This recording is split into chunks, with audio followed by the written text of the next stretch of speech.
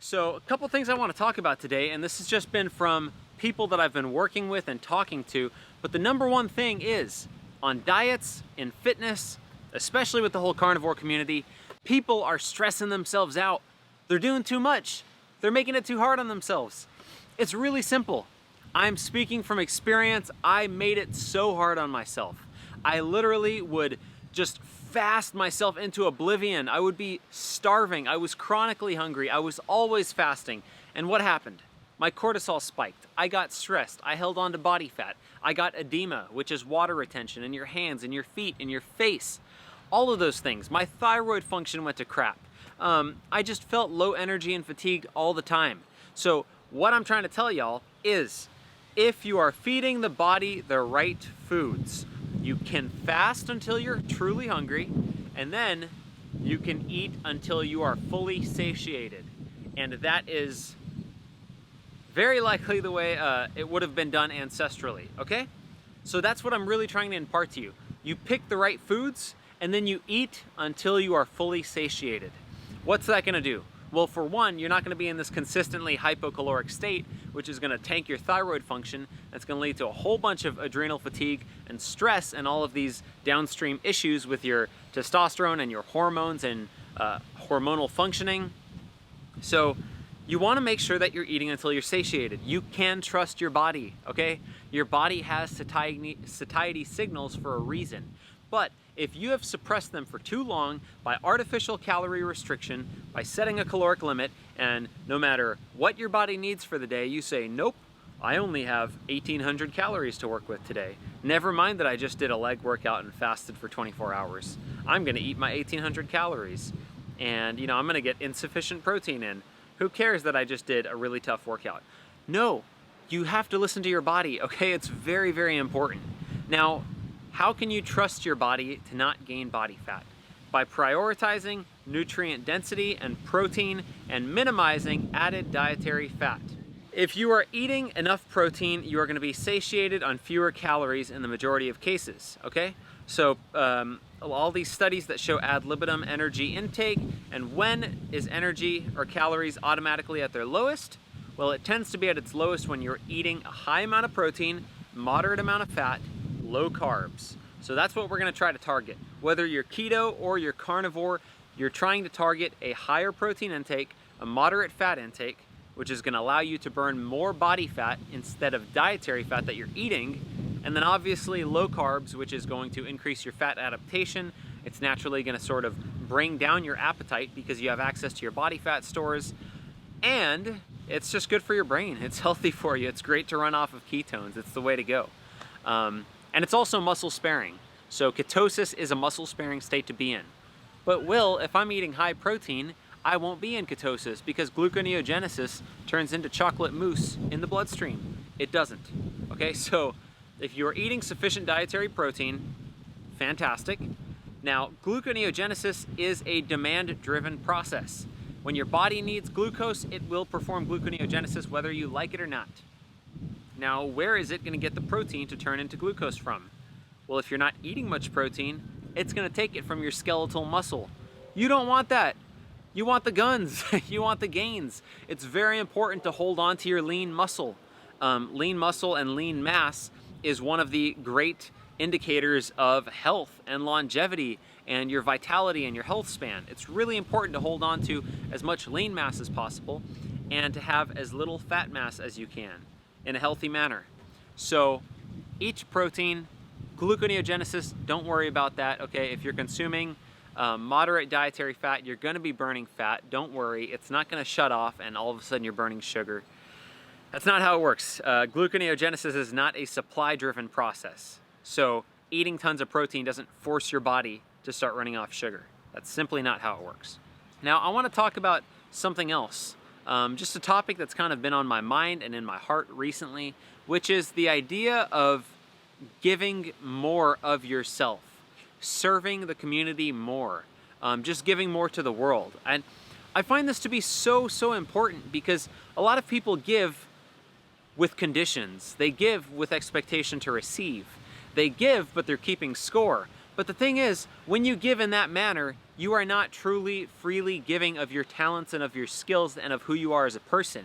What you're really doing is you are running a transaction, and you're saying, here, I'm gonna give you this, you're gonna give me that, and if you screw that up by 1 penny, then I don't like you anymore.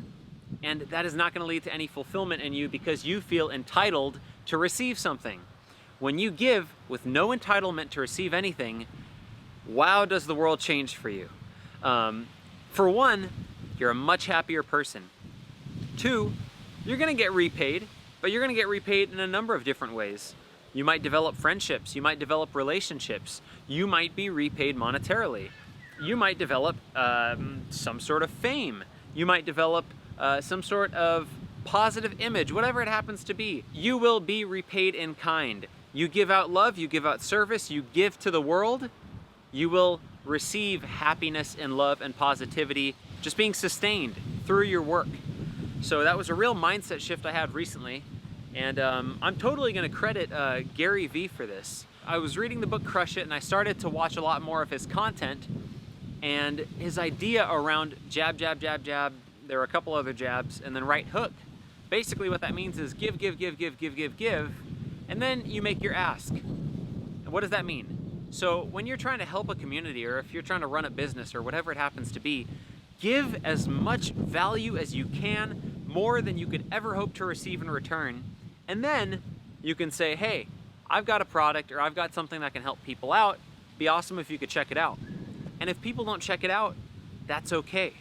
That's not the primary reason you're doing this.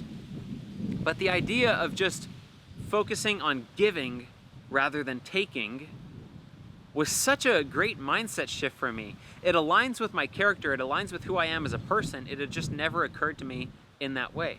It's something that I've been playing around with, something that I've been, really, really focused on lately. Just giving as much as possible of myself to the community that I'm serving. Specifically, right now, it's within health and nutrition.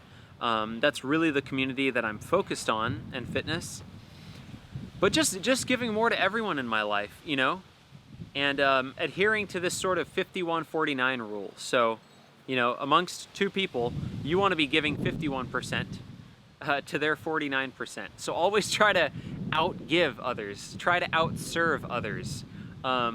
Give more to something than you're taking away from it. You don't want to be the 49 guy, You're giving 49% of the relationship, but the other person is actually giving more. You don't want to be that person who drains others, who takes from others, who's always asking, who's always requiring. This isn't a ploy for complete self-sufficiency and independence. It's okay to have people around you. It's okay to ask for help. Sometimes you really, really need to ask for help, and you should.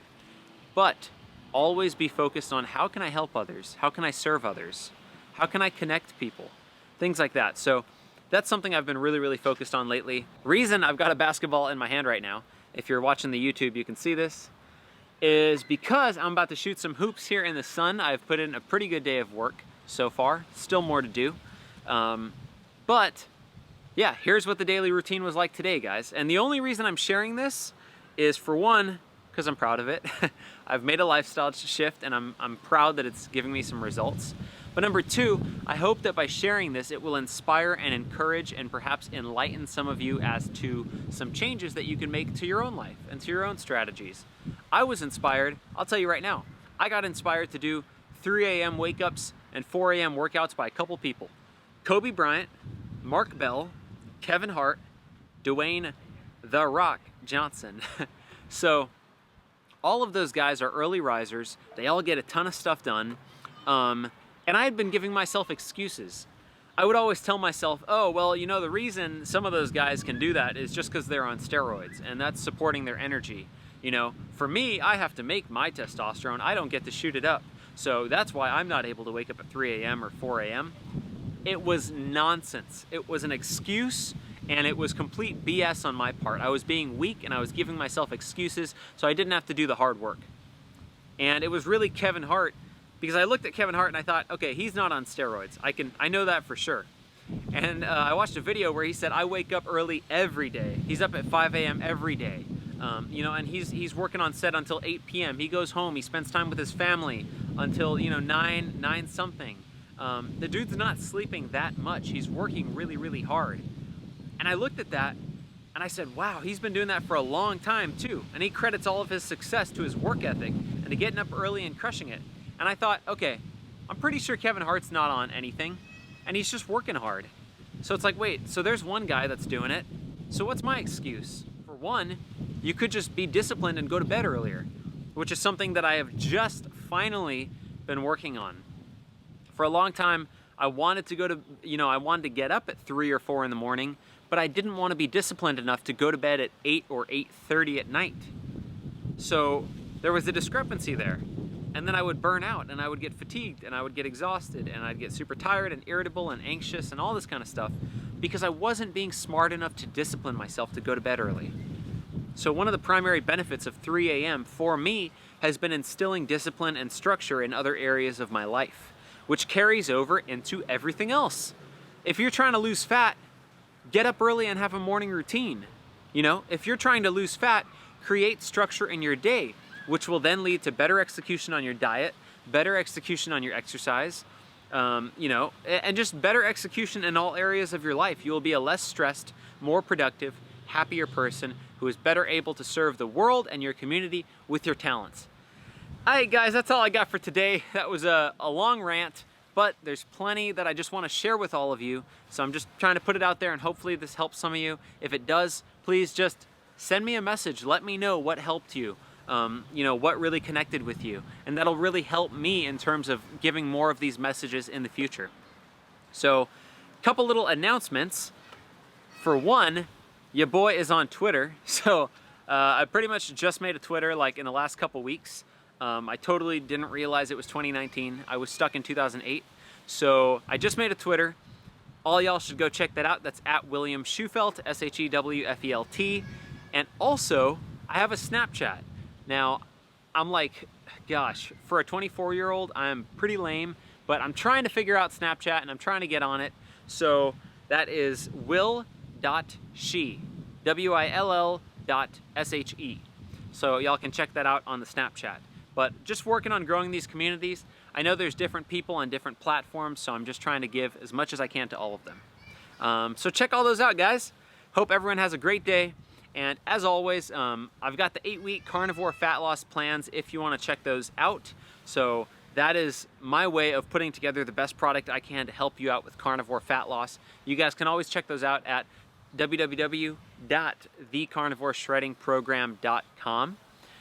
That's all I got for today, guys. Later.